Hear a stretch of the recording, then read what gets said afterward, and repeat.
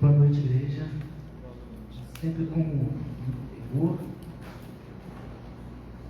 conhecendo, obrigado. Reconhecendo que de nada tenho, sou pecador, sou limitado, mas é o Senhor que vai falar nos nossos corações nessa noite. É o Senhor que vai revelar as suas riquezas profundas. É o Senhor que vai nos lavar, nos purificar por meio da meditação e da reflexão da palavra dele. Amém? Procure. Se puder colocar o texto bíblico, por favor, para a gente ler junto. Isso. Eu gosto de ler sempre junto com a igreja o texto bíblico. A gente pode ler junto então? Vamos lá? Por isso eu, prisioneiro do Senhor, peço que vocês vivam de maneira digna da vocação a que foram chamados, com toda a humildade e mansidão, com longanimidade, suportando uns aos outros em amor, fazendo tudo para preservar a unidade do Espírito no vínculo da paz.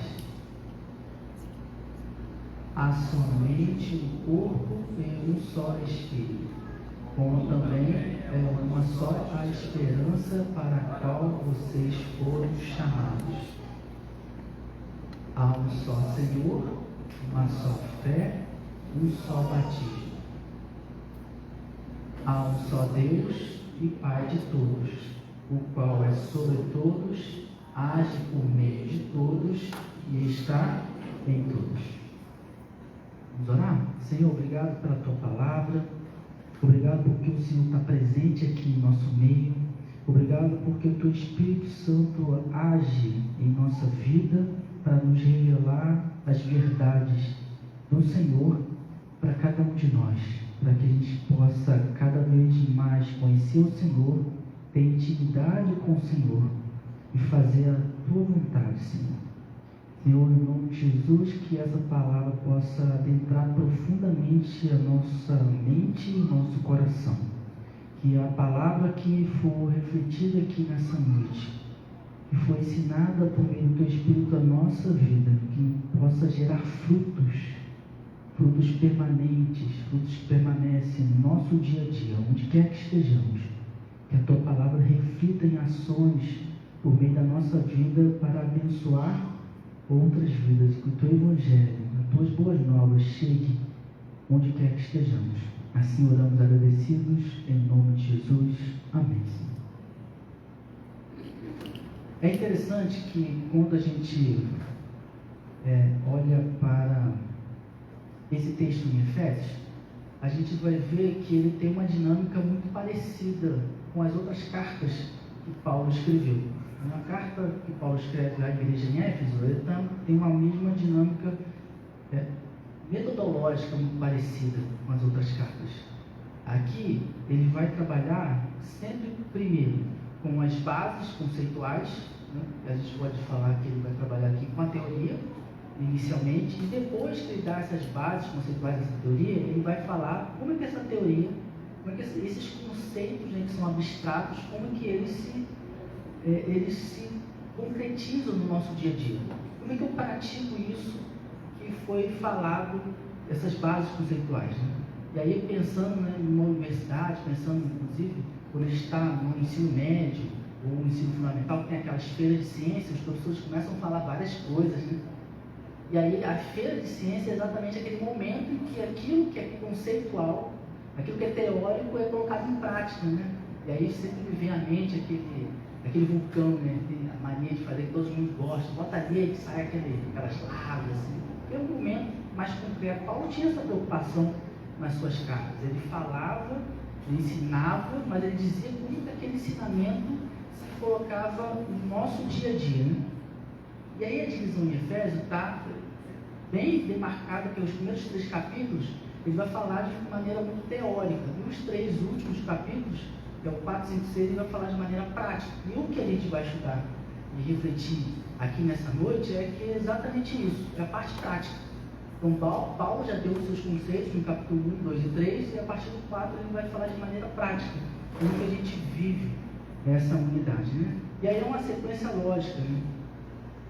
Porque para a gente poder praticar, a gente precisa conhecer. A gente não coloca em prática aquilo que a gente não sabe.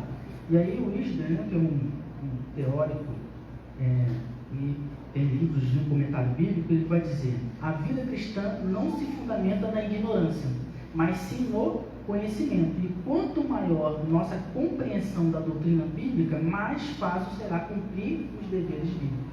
Então, e aí Paulo tinha isso muito demarcado nas suas cartas, né? Ele precisava dizer de forma conceitual o que é o Evangelho, o que é Jesus, o que foi a ressurreição, o que Jesus significa para nós, o que é a igreja. E aí, para que a gente possa cada vez mais, conhecendo as doutrinas bíblicas, conhecendo as doutrinas dos apóstolos, a gente possa conhecer Deus e assim ter intimidade com Deus e colocar em prática esse conhecimento que a gente gera ao conhecer Deus e a sua palavra. E é muito interessante porque Paulo vai mostrar para a gente que essa base conceitual, ela tem uma proposta de dizer o que Deus fez por nós. E Efésios, capítulo 1, 2 e 3, está muito demarcado isso, está muito explícito isso, né? O que Deus fez por nós? Então Deus enviou o seu Filho Jesus Cristo para morrer a nossa morte, né? E aí ao terceiro dia ele ressuscitou, e tudo isso ele fez para que a gente pudesse ter vida abundante, para que a gente pudesse ter uma vida eterna. Então a vida nossa não se resume ao que a gente está vivendo aqui. A nossa vida ela vai ter o quê? Uma continuidade. A morte não é o fim. Na verdade, a morte é o começo de uma vida eterna com Deus. E aí Paulo vai deixar isso muito bem estabelecido, né? O que ele fez? Tudo isso, né? Deus, e aí é muito interessante essa última música, né? Porque, e aí a frase é linda, né? Porque ele quis fazer isso por nós. Eu gosto muito dos hinos, eu tenho uma grande admiração, né, pelos hinos, do nada e tudo mais. Se vocês prestarem atenção, ele quis, isso é muito forte. Nós tínhamos uma necessidade, nós não teríamos condição de fazer o que Jesus fez, mas ele olhou para nós e ele quis dar isso para nós. E Paulo deixa isso muito bem estabelecido nessa primeira parte, né, capítulo 1, 2 e 3, tudo que Deus fez por nós. Então, quando a gente for refletir a partir do capítulo 4, tudo que está aqui estabelecido, para que a gente possa fazer, para que a gente está pensando na unidade, isso não está em nós, isso está em quem? Em Deus. Porque Ele necessariamente agiu para que nós tivéssemos. E o que nós fazemos diante da ação de Deus? Nós reagimos. Então a gente não tem nada, não temos nada em nós. Mas tudo que temos foi porque Deus nos deu. Em Cristo Jesus a gente tem todas essas riquezas. E aí diz Foucault, também um comentarista muito importante, eles devem andar numa direção correspondente à sua chamada. Então Deus fez isso por nós porque Ele queria que nós tivéssemos o quê? Uma reação à ação primeira de Deus para nossas vidas. E essa reação é que a gente precisa cumprir um chamado, uma vocação. E o texto deixa isso muito bem estabelecido logo no verso 1. Nós temos uma vocação para a qual Deus nos chamou. E esse chamado e essa vocação é para a unidade. Nós somos chamados, e o texto vai deixar muito bem estabelecido aqui nesse capítulo 4, a gente vai ver os versos 1 ou 2, que a gente foi chamado para ser unidos em quem? Em Cristo. Sem Cristo a gente não consegue unidade, mas em Cristo, e por isso a base teórica que Paulo faz no capítulo 1, 2 e 3, com Cristo a gente consegue sim cumprir esse chamado, essa vocação para o qual Deus deu a cada um de nós, que é a unidade. E aí, se o verso primeiro fala que a gente tem uma vocação, que a gente tem um chamado para a unidade, a partir do verso 2 e no verso 3, ele vai dizer, e aí, lembra que Paulo aqui está falando de maneira concreta, né? Como que a gente vive isso no nosso dia a dia. Então, a pergunta que a gente faz aqui é: como é que eu vivo essa unidade? De maneira concreta, né? No meu dia a dia, como que eu faço para ser unido? Como é que eu faço para ter unidade na igreja. E aí ele vai começar dizendo que no verso 2. Você pode deixar sua Bíblia aberta para a gente acompanhando. E primeiro ele vai dizer que a gente precisa ter humildade. E é interessante que a humildade significa que a gente precisa conhecer quem? A nós mesmos, e a gente aceitar o que nós somos. Isso é humildade. E é interessante porque, de uma maneira muito errada, e a gente vai ver isso tanto na história da humanidade como nos dias atuais, a gente vai ver que quem a gente define como uma pessoa humilde? E é muito categórico isso, né? A gente olha para uma pessoa que está com uma roupa não tão nova, mas um pouquinho mais desgastada, uma pessoa que não é muito letrada, que quase não estudou, que mora numa casa muito simples, que tem um trabalho que muitas vezes é braçal. A gente olha para essa pessoa e a gente diz o quê? Essa pessoa, ela é humilde. Não é isso que a gente faz? Se a gente vê uma pessoa, por exemplo, sair de um prédio espelhado, lindo, maravilhoso, de terno, a gente vai dizer que essa pessoa é humilde? Não, porque de maneira muito prática, não só na história da humanidade, mas no nosso dia a dia, ainda hoje a gente entende aquela pessoa humilde como aquela pessoa mais falta de recurso financeiro, que não sabe falar direito, né, que tem instrução e não se veste. A gente categoriza isso, mas para a Bíblia, ser humilde não é isso. Ser humilde é você conhecer a si mesmo. É saber quem você é, saber quem eu sou, saber quem nós somos. Ser humilde é a gente reconhecer quem nós somos e a gente reconhecer quem Deus é. Então a humildade muitas das vezes é vista como algo ruim. E na história da humanidade também foi assim. Se a gente pega a época de Jesus, no Império Romano, ninguém queria ser humilde. Todo mundo queria ter um posto acima na sociedade. Mas quem tornou a humildade uma virtude? O próprio Jesus. Filipenses vai dizer isso, né? Ele se humilhou, ou seja, ele se tornou uma pessoa humilde. E humilde significa uma virtude. Então, reconhecer quem eu sou é uma virtude. Reconhecer quem Deus é uma virtude. E nesse sentido, a gente precisa mostrar que nós somos pessoas que precisam de pessoas. Eu não sou uma pessoa autossuficiente, mas eu tenho que reconhecer o que eu sou. Eu sou uma pessoa que precisa de pessoa. Para que a gente possa ter unidade. E Paulo aqui fala da unidade porque isso é importante. A gente não precisa ser maior ou menor que ninguém. Todos nós somos iguais. Necessitamos uns dos outros. Nós somos interdependentes. Então, para que a gente possa ter uma igreja que viva a unidade, nós precisamos primeiramente ser o quê? Humildes. Reconhecendo que nós somos dependentes. Primeiro de Deus, mas também dependentes uns dos outros. E humildade para reconhecer que o que nós temos também pode abençoar o outro. O que o outro tem pode abençoar a nossa vida. E a gente vive essa unidade. Primeiro, sendo humilde. Segundo, Paulo vai dizer humildade e mansidão. E é interessante porque quando a gente, de forma genérica, olha para a sociedade e vai falar assim, o que é mansidão? Aí a pessoa vai dizer assim, a mansidão é aquele que aceita tudo, né? Aquele que não reage, aquele que não tem pulso firme. Mas a Bíblia entende a mansidão como aquele que é controlado. E aqui tem a etimologia da palavra, não sei se vocês já tiveram essa experiência, né? Tem aquele animal doméstico que ele é espiritado, não obedece a ninguém. Não faz xixi aqui, aí ele faz. Não late não sei aonde, aí late. Aí aqueles que tem gatinho, não rasga o braço do sofá, vai lá e rasga. E tem aqueles animais que são domesticados. E você consegue fazer o quê? Ter o controle. Então a etimologia da palavra mansidão é exatamente isso. É aquele que é controlado por alguém. Então quando Paulo está dizendo aqui, para que haja unidade, tem que haver mansidão, ele está dizendo o seguinte, que nós precisamos ser todos controlados por alguém. Nós temos que ser controlados. Por quem? Por Deus. E aí, olha que interessante, né? Se eu sou manso, eu sou controlado por Deus. Se eu não sou manso, eu sou controlado por quem? Por mim mesmo. Tem unidade quando a gente é controlado por nós mesmos? Não tem. Só tem unidade quando eu sou manso. Só tem unidade quando eu sou controlado por Deus. Quando nós somos controlados por Deus, tem desavença?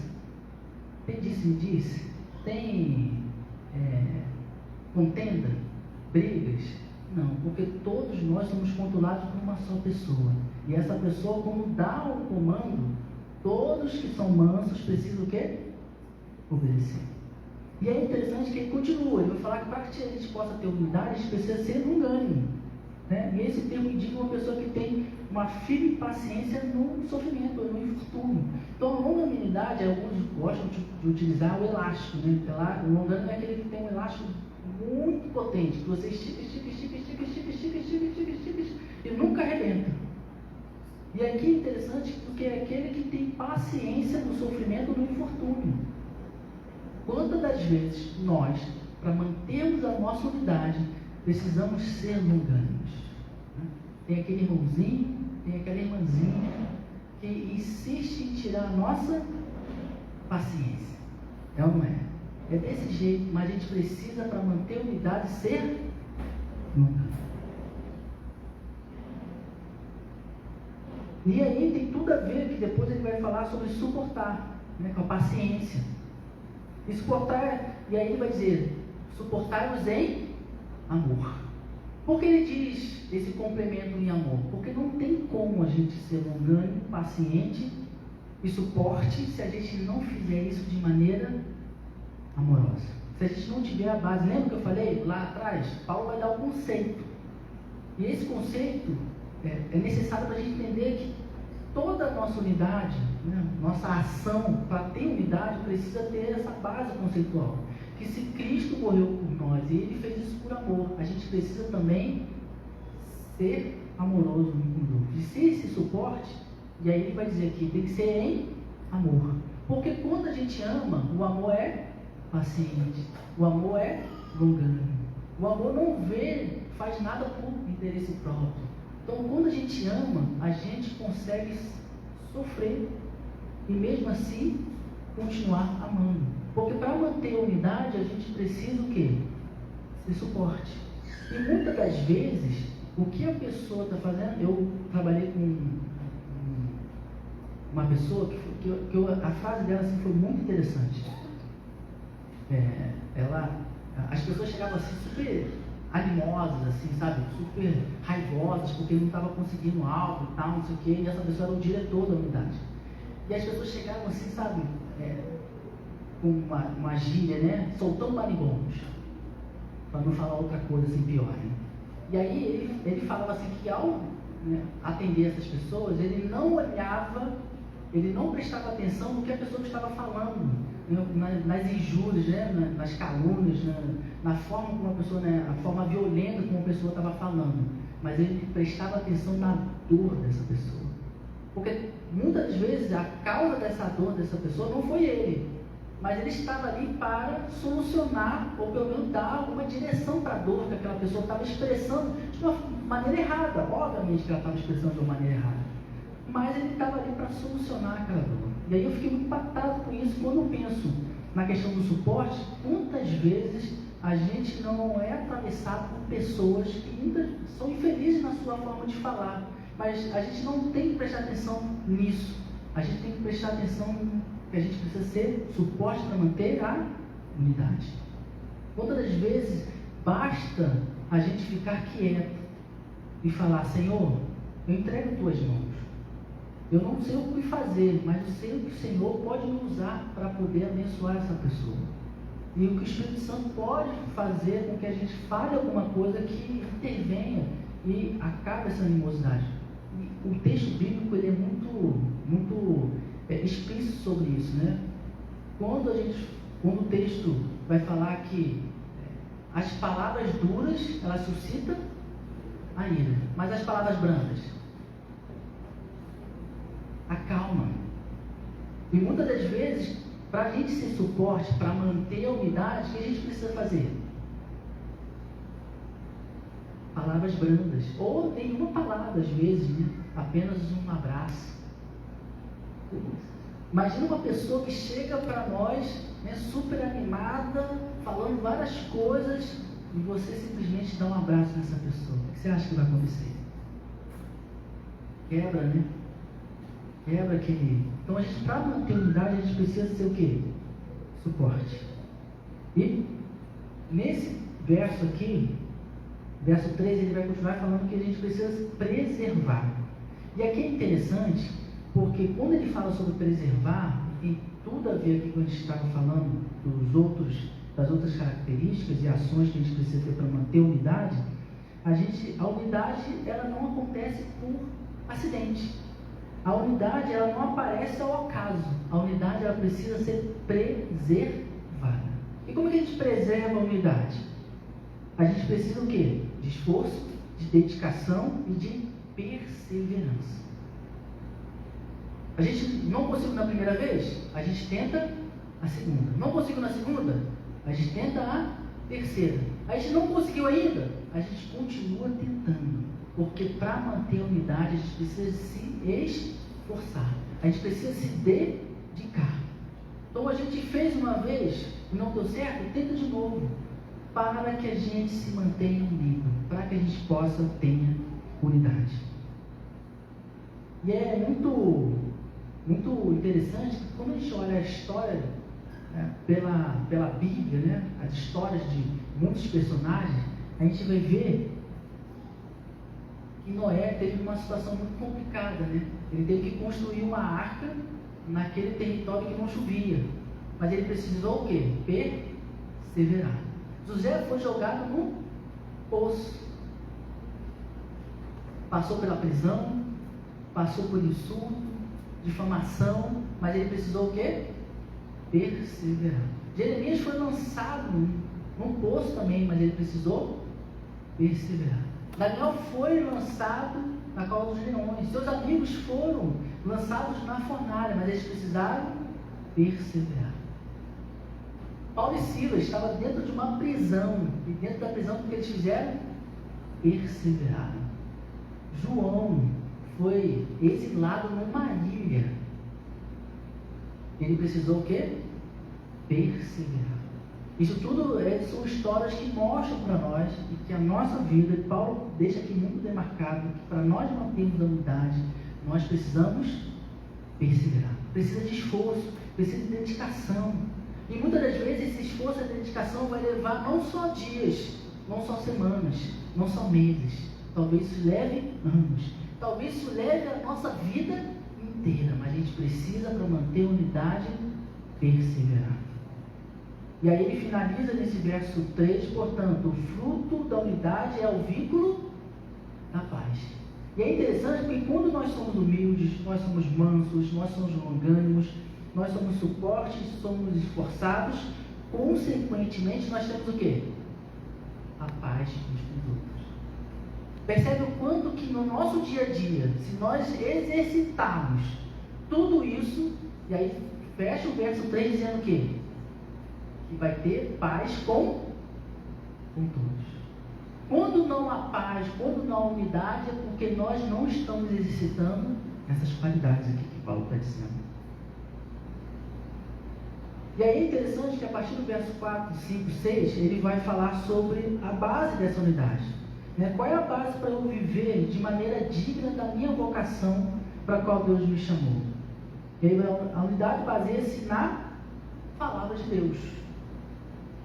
Não tem outro lugar que a gente possa buscar a base para essa unidade. A base sempre vai estar onde? Na palavra de Deus.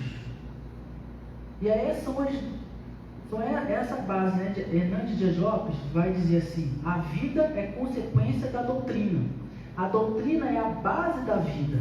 O que cremos determina como vivemos. Então não tem como nós vivermos todas essas qualidades se a gente não tem base na palavra de Deus. E aqui é fundamental porque a base da nossa vida está na palavra de Deus. E para que a gente possa exercitar tudo isso, o apóstolo Paulo está trazendo como nós, como qualidade para exercitarmos a unidade, a gente precisa o quê? Conhecer a palavra de Deus. A gente precisa ler a palavra de Deus, a gente precisa meditar na palavra de Deus, a gente precisa estudar a palavra de Deus, a gente precisa ter intimidade com a palavra de Deus. E o que cremos determina como vivemos, com isso a unidade se alicerça nas seguintes verdades. E aí ele vai colocar aí a verdade e a unidade se alicerça nas seguintes verdades: um só Espírito, a mesma força em todos nós. Então, qual é a base da nossa unidade? Que a gente possa ter um só Espírito. O mesmo Espírito que fortalece o missionário na África é aquele que fortalece a quem? A todos nós aqui no Brasil. É um só Espírito. Aquele que se impulsa de ligar alguém, descobrimos que as pessoas precisavam dessa ligação. Imagina você recebendo o Espírito, e aí eu já vi muitas pessoas falando sobre isso, né? Veio na memória, fulano de tal. E aí, ao vir na memória, a pessoa fez o quê? Orou. E fez uma ligação telefônica, ou pelo menos mandou uma mensagem no WhatsApp. E a pessoa do outro lado falou o quê? Era exatamente isso que eu estava precisando. Porque é um só Espírito, é o Espírito Santo que fala com nossos corações para que a gente possa ter unidade. É o Espírito agindo em nós. Nós nunca estaremos sozinhos.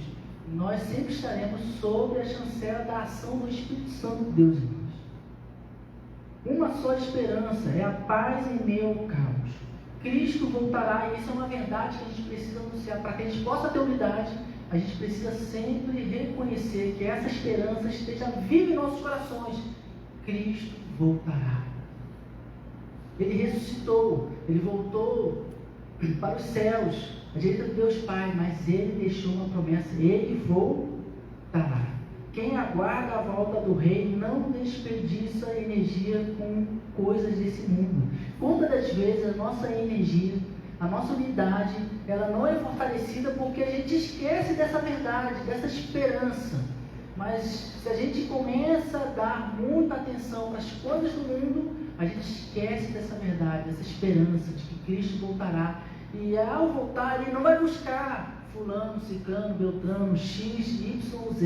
Ele vai vir buscar a sua igreja, ele vai vir buscar a sua noiva. E aí a gente precisa lutar, se esforçar, se dedicar, para que a gente esteja vivo no coração essa unidade, essa esperança de que ele virá buscar a sua igreja. Um só Senhor, servindo ao mesmo mestre. E aí é interessante porque quando duas pessoas dizem que servem a Jesus, mas não se fala dentro da igreja. Pode isso acontecer? Pode ter ressentimento? A gente precisa checar quais são nossas atitudes. Será que as nossas atitudes estão decorrentes com a palavra de Deus? A palavra de Deus diz que é um só Senhor.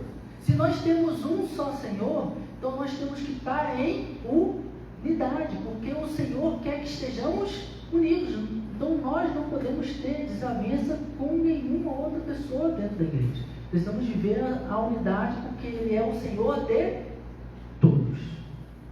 Uma só fé é o essencial que nos une. Nós podemos discordar sobre música na igreja, sobre estilo de culto, sobre detalhes da interpretação do texto bíblico, que a gente discorda mesmo. Nós somos pessoas muito diferentes. Nós temos hábitos diferentes, temos esquisitices diferentes. Nós temos muitos gostos diferentes. Mas nós precisamos reconhecer que há um essencial que nos une, que é a fé. A fé não pode deixar que, embora as nossas diferenças, isso possa ser motivo para a nossa desunião.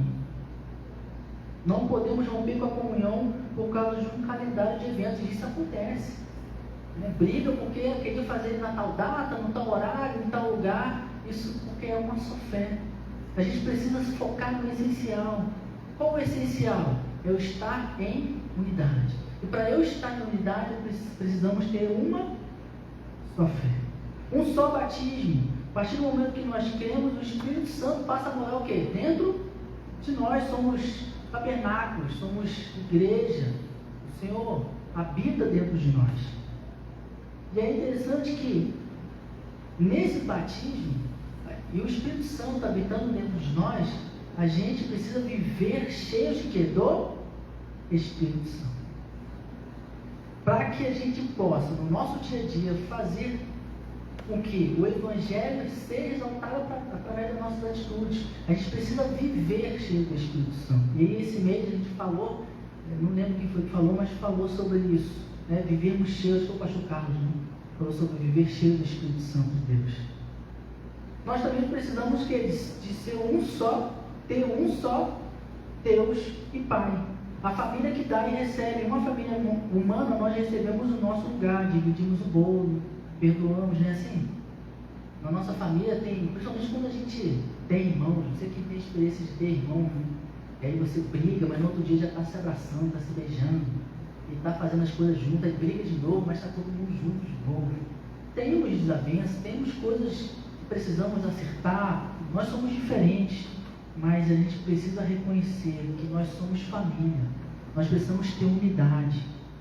Não estamos isentos de magoar, nem estamos isentos de ser magoados. O que acontece no nosso relacionamento, enquanto seres humanos, a gente vai cometer erros, mas a gente precisa reconhecer que há um só Deus, há um só Pai.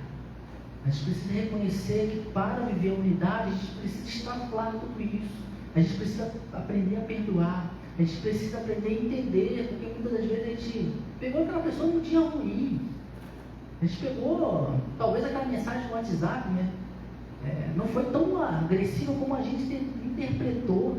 Às vezes a gente interpreta uma simples mensagem, a gente lê, a pessoa, se ela tivesse falado, ia falar de forma tão mansa, mas a gente leu ali e pensou já várias coisas. Eu já tive a experiência de colocar em negrito, em caixa alta, uma mensagem, a pessoa interpretou que eu estava gritando.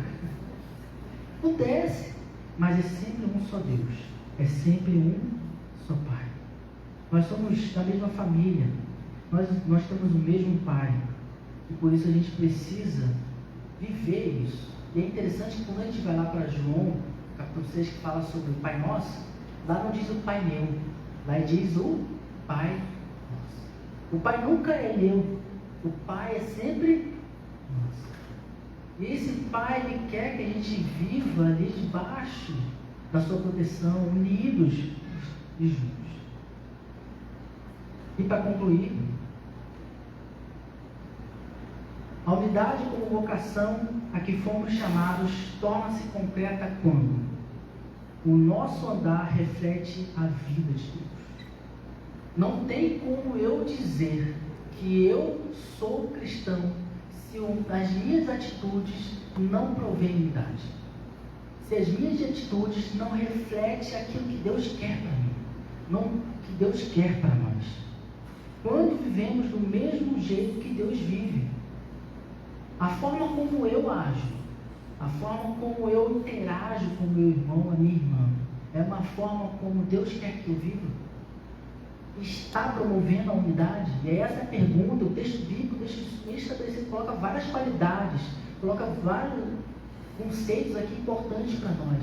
Quando eu estou vivendo na igreja, no dia a dia, não só no domingo, no momento dos cultos, mas durante a semana, eu estou promovendo unidade? Eu estou agindo de forma a ter unidade na igreja? O cristão deixa o Espírito Santo agir em sua vida, já que a unidade não é criada, mas preservada. A ação de Deus na vida do cristão. Então, a ação de Deus em nós precisa ter o nosso consenso. Deus não vai obrigar a mim e a você a ter unidade, mas isso vai ter que ser o quê? Um querer meu. Eu vou ter que querer agir como Deus quer que eu haja. Eu vou ter que ter atitudes de unidade. Então, a unidade, ela não aparece simplesmente, mas ela precisa ser o quê? Construída. Ela precisa ser preservada, como a gente viu. Ela precisa ser mantida. E sempre quando olho para esses textos sobre construção, sobre manutenção, sobre preservação, eu sempre penso nas plantas. Eu gosto muito de plantinha, né? E se você não cuida, o que vai acontecer com ela? Ela vai morrer, você tem que aguar. E é interessante que tem planta que você não pode deixar no sol. Você tem que colocar ela para pegar a iluminação do sol. Mas tem planta que gosta de sol, então você tem que botar ela no sol. Mas tem planta que gosta de um pouco de sol, então você tem que botar ela num lugar em que o sol bata em determinado momento, durante 2 horas do dia, e depois não pegue mais. Então, e a unidade é a mesma coisa. A unidade, a gente tem várias plantinhas na igreja, né? Todos somos uma plantinha. E um de nós deve ser cuidado de uma maneira diferente. Uns gostam de muita água, outros, né, água todo dia, outros gostam de água uma vez na semana, outros gostam de água 3 vezes, de 3 dias, outros gostam muito de sol, outros gostam menos de sol. Mas a gente precisa preservar essa unidade, a gente precisa construir, a gente precisa fazer com que essa unidade esteja no nosso dia a dia, no nosso meio. A unidade como vocação que fomos chamados torna-se concreta quando somos dependentes de Deus. Não tem unidade sem dependência de Deus. Deus é que faz acontecer a unidade. O pastor Silvinho falou isso aqui muito na EBD, ele está falando, né? A história não é nossa, a história é de Deus, mas Ele usa a mim e você para agir através da história dele. E se a gente não depende de Deus, a gente não consegue ter unidade. A unidade acontece no momento que eu dependo de Deus. E não só isso, tá? A unidade acontece porque eu dependo de Deus, porque eu dependo também do outro. Não há unidade sozinho. Alguns querem, né? Alguns querem ser igreja sozinhos, alguns querem ser unidade sozinhos, mas não tem como. Para que a gente possa ser unidade, a gente tem que ser um com Deus e tem que ser um com o outro. A gente acabou de cantar isso, os versos, exatamente o que o texto bíblico está dizendo. É um só Pai, é um só corpo, é um só Espírito. Nós somos um, em unidade com Deus e unidade com os outros. E aí eu queria dar aqui, para a gente poder fechar, que eu gosto muito, eu até cito, né? Eu tive a oportunidade de participar de um evento missionário, e lá eu conheci um pastor de São Paulo, um pastor Batista, pastor José Roberto, e ele me falou uma coisa que eu carrego desde então, né? Ele falou assim: muitas das vezes na igreja a gente fala o que a pessoa precisa fazer, mas não fala como ela deve fazer. Eu sempre gosto de trazer nas nossas reflexões uma coisa muito mais concreta, né? Muito mais no nosso dia a dia. E para a gente fechar aqui, nós vivemos um mundo criado, controlado, sustentado, cheio de Deus. Ele habita em nós, operando o seu propósito, através da nossa vida comum. É assim que Deus age. Ele age através da nossa vida, do nosso dia a dia. E sendo assim, somos desafiados a ter atitudes concretas para a unidade, como nossa responsabilidade, como vocação, como chamado de Deus. E aí, para que a gente possa viver essa unidade, por que não ligar para um irmão? Por que não mandar uma mensagem? É uma coisa tão simples, mas que traz um impacto tão grande. Por que não? E aí, pensando em missões, evangelismo, por que não mandar uma mensagem para um missionário, um e-mail, uma cartinha? Eu tive a oportunidade de conversar com um missionário da África, na época, né, eu morava em São Gonçalo, e aí ele me entregou uma blusa dele lá da África, que tinha o alfabeto lá do dialeto, né? Porque lá tem os idiomas e tem os dialetos. E aí, do dialeto, eu entreguei para a igreja que ficava lá em Santa Isabel, de São Gonçalo, para um adolescente. Não lembro agora se é adolescente ou criança, mas era mais ou menos essa faixa etária de adolescente e criança. Esse adolescente, essa criança, escreveu uma carta para o missionário. E chegou lá na África para ele. E ele falou que era um momento difícil da vida, assim, um momento, sabe, que ele estava passando por uma situação, sabe, crise, assim. E aquela carta foi assim, sabe, foi com uma criança, um adolescente, foi de um impacto tão grande para ele. Isso é unidade.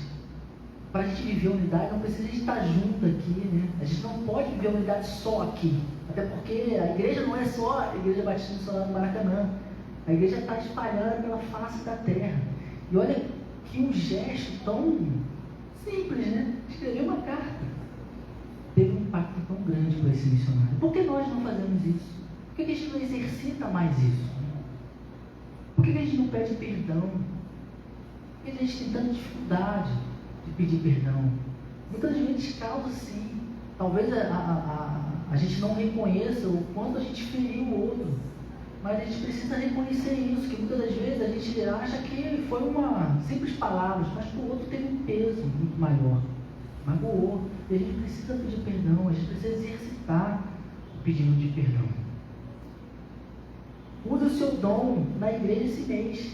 Você tem um dom? Todos nós temos um dom. Mas para que a gente possa exercitar a unidade, a gente precisa fazer o quê? Exercitar esse Thomas na igreja. Lembra, nós somos dependentes de Deus, mas dependentes também uns dos outros. Todos nós precisamos o quê? Uns dos outros. Se a gente não exercita o nosso dom, mas a gente está deixando de fazer o quê? De fazer a unidade na igreja. Então, que a gente possa falar com Deus: Deus, eu quero promover a unidade na igreja. E para isso eu preciso exercitar o meu dom. Paulo vai falar isso: nós somos um corpo, né? Nós somos uma edificação. E todos os membros do corpo têm a sua função. Todas as partes de uma edificação têm a sua função. Então, quando a gente não cumpre a nossa função, a gente deixa de fazer o quê? A vocação e o chamado da unidade na igreja. Seja pacificador naquele conflito que todos evitam. É importante que a gente possa encarar de frente os conflitos. Os conflitos não são para gerar mais conflitos, mas encarar o conflito é para gerar o quê? A paz. Lembra que a gente falou isso? A paz. Paz com todos. Mas para isso a gente não pode ignorar que existe um conflito. A gente precisa fazer o quê? Ir lá e resolver esse conflito. O conflito por si só não se resolve. Ele vai ser resolvido na medida em que eu fizer o quê? Encarar esse conflito. E por último, sirva alguém sem esperar reconhecimento. A gente é bom para receber, não é? Não é bom sentar aí e ficar recebendo. Não é legal? É muito bom isso, mas é melhor ainda que além de receber, que a gente possa também dar. Não precisa ser uma pessoa que você conheça, não. Pode ser uma pessoa que você não conheça. Vá lá e dê alguma coisa. Mas o que eu posso dar? Dá um sorriso. Já parou para pensar que um sorriso ele impacta muita gente? Já parou para pensar que um aperto de mão, um abraço? Já parou? Eu tive uma... Hoje é o dia das histórias minhas, né? Hoje eu tive uma experiência de... Estava também numa viagem missionária. E aí eu estava mal, assim, estava doente. Era um lugar assim, muito ensolarado. E eu ia almoçar todo dia na casa de uma pessoa, né? Para as pessoas, para eu conhecer e fazer aquela coisa da unidade mesmo, né? E nessa casa era um pouco mais, assim, monetariamente era um pouco mais robusta, né? Tinha um pouco mais de dinheiro, assim, essa família. E aí tinha sorvete nessa casa, né? A gente almoçou lá e tal, não sei o que, aí tinha o sorvete. Só que o sorvete atacou minha garganta. Aí eu fiquei com febre e tal, fiquei mal, não sei o que. Só que eu pregava lá nessa viagem, eu pregava todo dia à noite, né? E aí eu falei: pastor, hoje não vai dar não. Ele falou assim: meu amigo, você não pode deixar de pregar. Não sei o que, todo mundo vai estar lá, está esperando você, o missionário que vem de fora, não sei o que, lá. E eu falei: cara, foi uma das foi assim, se não a maior, foi uma das maiores experiências que eu tive assim, com Deus, assim, né? Primeiro porque eu cheguei assim mal, e aí tinha o Rorrito, né? Tava comigo assim, e falou assim: cara, você não tá bem, né? E a gente ficou bem amigo, assim, né? Você não tá bem. E assim, ele nem perguntou nada, ele já veio assim, já abraçando, já orando por mim. Ele não perguntou porque eu tinha que não estava lá, ele já viu que eu não estava bem, e já colou assim, e já foi orando. Olha que interessante, né? A gente faz isso. Isso é unidade, isso é promover unidade. Você olha para o outro, você sabe o que está acontecendo, mas você vê que o outro não está muito bem, olha por ele. Você vê que está muito feliz, vai lá e se alegra e ora porque ele está feliz também. A gente faz muito pouco isso. A gente cuida muito pouco um dos outros. Isso é promover unidade, né? A unidade não é um conceito bonito. A unidade é uma decisão diária. E a gente precisa começar agora. Não deixa para começar depois. E Paulo aqui escreveu, por meio da inspiração do Espírito Santo para nós, que a gente precisa ser unido agora. Ser unido já. Promover essa unidade nesse momento. Promover a unidade hoje, amanhã, no outro dia. Todos os dias é necessário que a gente promova essa unidade. A gente precisa construir. Isso vem de Deus. Se a gente não sabe como, peça ao Senhor que te oriente para como ter unidade. Que Ele vai te dar várias estratégias, Ele vai nos dar várias estratégias. Mas a gente precisa reconhecer que não é um conceito somente a unidade, mas ela é uma prática diária que a gente precisa viver isso todos os dias. Amém?